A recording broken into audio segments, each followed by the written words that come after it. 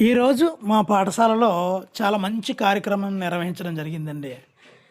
పిల్లలందరికీ కూడా వర్షాకాలం ముందు వచ్చే మనకి నేరేడు పండ్లు వస్తాయి కదా! ఆ పళ్ళు యొక్క విత్తనాలను తీసుకొనొచ్చి పిల్లలందరికీ కూడా విత్తనాల యొక్క ఆవశ్యకత, వాటిని ఎలా రక్షించుకోవాలి, ఎలా వాటిని చెట్ల కింద మలచాలి అనేది విద్యార్థులందరికీ కూడా చెబుతూ, దగ్గరలో సమీపంలో ఉన్నటువంటి హాస్పిటల్ వరండాలో, ఆవరణలో మొత్తం అంతా ఒక్క చెట్టు కూడా లేకుండా చాలా నిర్మానుష్యంగా ఉంటుంది.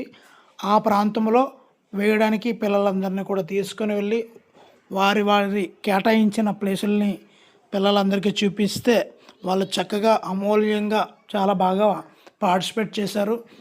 మరి అదంతా చూడబడికి చాలా ఆనందం అనిపించింది. మా పిల్లల యొక్క ఈ చిన్న ప్రయత్నం మీకు నచ్చినట్లయితే తప్పనిసరిగా అయితే లైక్ చేయండి.